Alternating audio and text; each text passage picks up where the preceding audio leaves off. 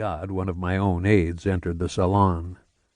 I had signaled to him from the door with a slight twist of my head. He handed me a blank slip of paper, which I began to peruse. I cupped my chin and then rose from my chair. "You will have to forgive me," I said with a bow. "It's an urgent matter."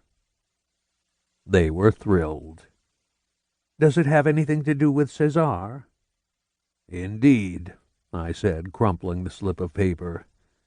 They were gawking now, and I felt miserable. I shouldn't have talked about strangling them. I wasn't Berlin's Bluebeard. I'd known some of them before this reign of terror began.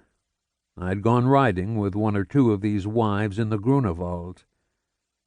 But the war had turned them into petulant children who had to be pampered and stuffed with foolishness. I went around the table kissing their hands, the ever-gallant Canaris. But the moment I left the salon, a sadness settled in. I grew morose.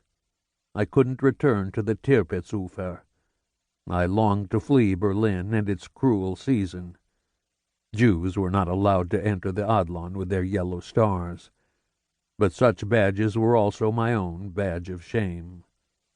I had suggested to the Führer years ago that German Jews wear a yellow star. Gott! I should have had Cesare cut my throat or strangle me. I was no less a monster than Goebbels and his men.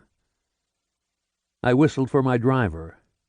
I tried to imagine Motta, my white mare, but another picture crept into my brain. I dreamt of my daughter locked away in an asylum as luxurious as the Adlon.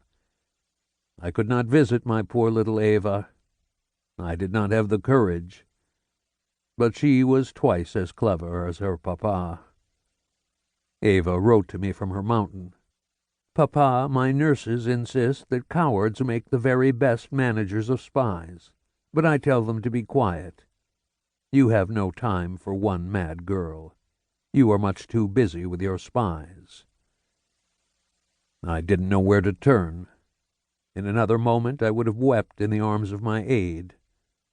"Herr Admiral," he said, "are you ill?" "Don't be insolent, Hähnchen. Take me to the Liechtenstein Bridge." Hans was more confused than ever. "Is it one of your private meetings, Herr Admiral? I neglected to bring my pistol." The bridge before I pluck out your eyes." I had shaken the poor fellow. He'd never heard me shout. In order to compose himself, Hans shouted at my driver. "The Admiral has important business at the Liechtenstein Bridge. If you want to save your own skin, you'd better learn to fly." So we flew from Pariser Platz, but I didn't want to cross the Tiergarten. "Tell him to take the longer route. I'd like to ride on the Budapester Strasse." Both of them must have thought their admiral had gone insane. We went down the Hermann Göring Strasse, which was blocked with every sort of construction and traffic. It looked like a war zone, with squads of SS men, and I wondered if Himmler's Einsatzgruppen were back from the front to haunt us all and make Berlin into their own killing field. But they didn't menace us when they peeked through the glass. In fact, they were very polite.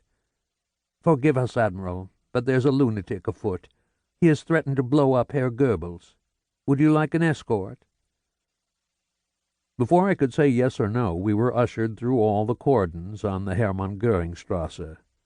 I was waiting for Wilhelm Canaris Allee to appear on the map, or perhaps the Gauleiter of Berlin would honor me with a portion of the zoo.